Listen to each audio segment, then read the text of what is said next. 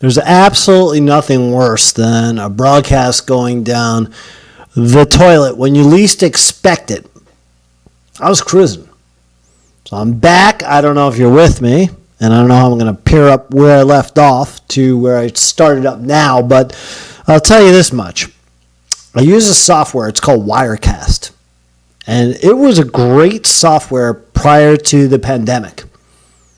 You'd get customer service from them. There were very little. You guys probably, if you were in the league, you've seen the shows, and I did probably 300 streams between this and different sports subjects and this, that, and the other thing over a couple-year period, right? And there were really no times that it quit or crapped out as what just happened. This is a little bit of what it looks like in the background or behind me, what I'm looking at.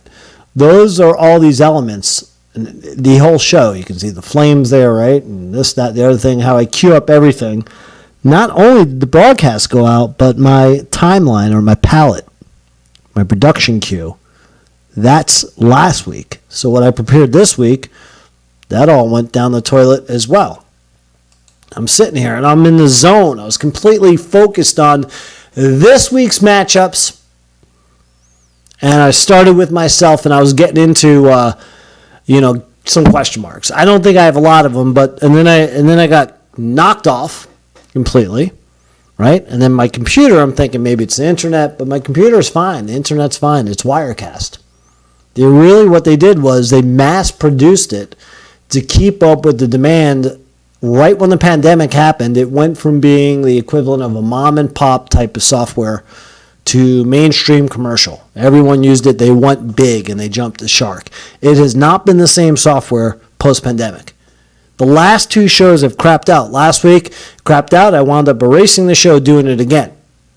And it's a horrible feeling. When I was in radio, it would happen on remote broadcasts. Very few times, unless it was bad weather or you had a power outage. Even then, you get a transmitter or you'd get a remote transmitter, right, with a generator to kick in so your broadcast would go. But on remote broadcasts, you do a football game, you do an opening of a business, whatever it was.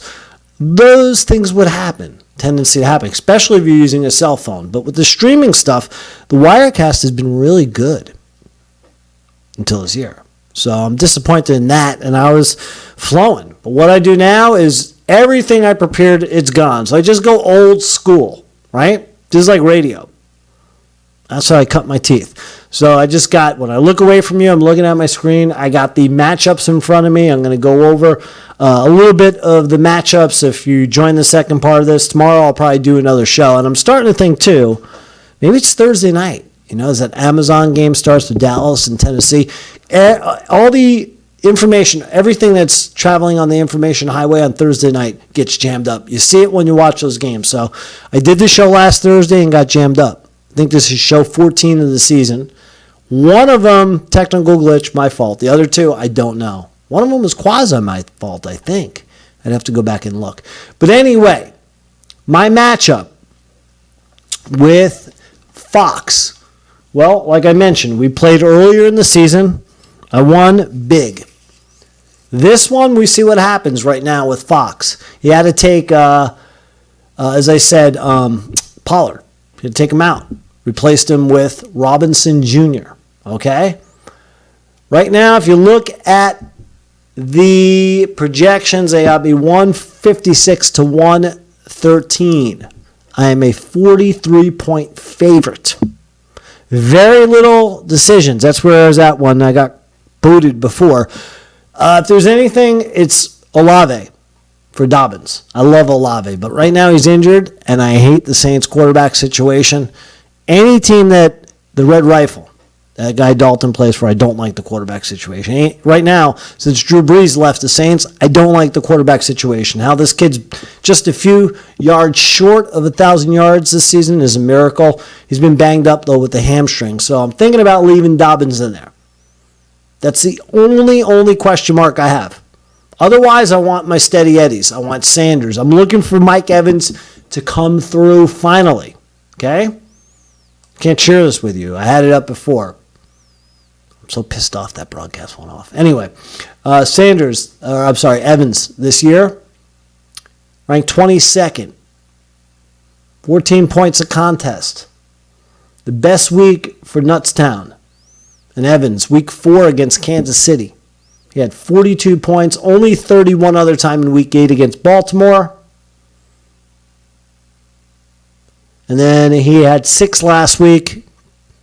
Salvaged the day in overtime with a couple clutch catches. The week before 14, 9, 9, 9, 5, and so on and so forth. The long story short, he's barely been able to break into the triple digits, let alone double, let alone get out of the teens.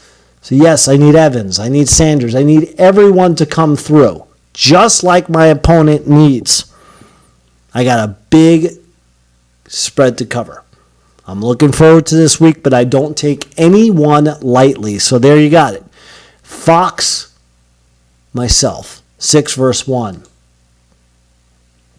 Other guys, well, Polk High School, interesting. Made a little bit of a gamble. Got that Tennessee running back in there, so he's going to go big with his running backs against the team over there that has plenty of running backs. These two have played twice this season. They played in week 1 and in week number 4. Okay? Polk was able to win in week 4. ABs took the season opener, 161 to 124. And then, again, it was a rebound for Polk High School in week 4. So they split. Okay, you got a sibling rivalry that's going to heat up in this one. Just looking at it right now, no doubt about it, it's going to come down to the quarterbacks. Fields has been magnificent. Burrow, as good as you get right now. And fantasy football can do a little bit of everything. So can Fields. They both are great runners. They're both very accurate. They're dynamic playmakers, and they both have a never say die attitude and can take a hit and keep on ticking. Especially Fields. Reminds me a lot of Jalen Hurts. You may be saying soon Jalen Hurts reminds you a lot of Fields. That's how good I think he is. Okay? Burrow in the week 1 win had 26 points for ABs. In the week 4 win, it was Samuel, the 49ers wide receiver, leading Polk with 40 points. Russell Wilson was a quarterback, didn't play poorly, only 2 points behind Burrow, 24 points in that week 1 loss. But, Polk has rebounded with Justin Fields, who he picked up off the waiver wire November 2nd, and he's been an absolute stud. So the quarterback battle is going to be huge. The running backs, well, you got Zeke, who's now underway. He's going to take all the carries for Pollard, so that's going to be a benefit for Polk High School, who's going to face the Mixon-Chubb challenge, worth about 35 points a game. Both top 15 running backs in fantasy football. Great running backs. For a while this year, Chubb was leading the league in rushing. Right? He's everything to that offense in Cleveland. I don't know if that's saying much, but Watkins is going to certainly help. But you got Algier. You got Myers. And it looks like Haskins was put back on the bench. So I thought he was going to start, but now as I look in real time, it looks like you got Myers, who's going to take that flex spot.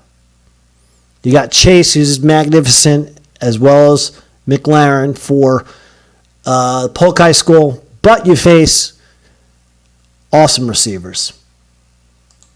St. Brown, what a fabulous season. Ranked 8th right now amongst fantasy football receivers, 20 points a game. Diggs, well, does it get better in him? Maybe by a little. Justin Jefferson and a couple others. Tyreek Hill. But right now, he is ranked 4th, 25 a game. Diggs, though, is ill. Is not feeling well. Only 4 points last week in the victory in Chicago. He didn't practice today, so we'll see.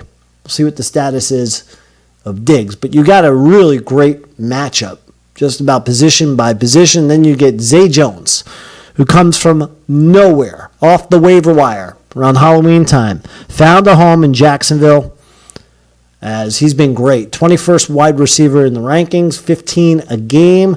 Zay has been everything for the Elder Garda. In the last 6 weeks, he's put up lines of 39, 21, and 51. So as you look at this one right now, 7-point favorite for AB's painted helmet. I think this is going to be the nail biter. This one's going to come down to the wires. No question about it. You've got a fierce rivalry here, in more ways than one. You've got two very evenly matched teams. I said it at the start of previewing this one. It's going to come down to the quarterbacks. I talked earlier in the broadcast till it was broken up in part one, I guess, with Kittle and just how special he is. And, of course, he's going to have to do his thing, but it should be very interesting, this one. I would think, they project at 151, 144. I think you're going to get something like 151, 150. This could be a tie, dare I say. Could go to the bench. It's going to be one of those. So, anyway, one old school. Preview without all the bells and fancy whistles. You can do this. You can do that. You know that, right? But I didn't have the right setup. I have week 15, not week 1 of the playoffs. So all you can do is improvise, try to move on, and that's what we'll do. If I know myself tomorrow, I'm going to want to redo the show and make it perfect. So maybe tomorrow I just do a recap or another playoff preview. What the hell, right? There's absolutely no time schedule. There's no other programs to preempt if I want to do that. But I will get to the bottom of the streaming software. I'll improve it because this stuff, it costs a lot of money. And I think I bought it 4 or 5 years ago. And again, it was cutting edge when it first came out, and now it's been mainstream. So who knows? But anyway, able to give you some thoughts, right? Chop it up in 2 parts. Doesn't matter. Because unless ESPN, dare I say, crashes, we should be good to go with the Final Four. You've got it. You've got myself and Fox, 1 versus 6. Wish you luck, Fox.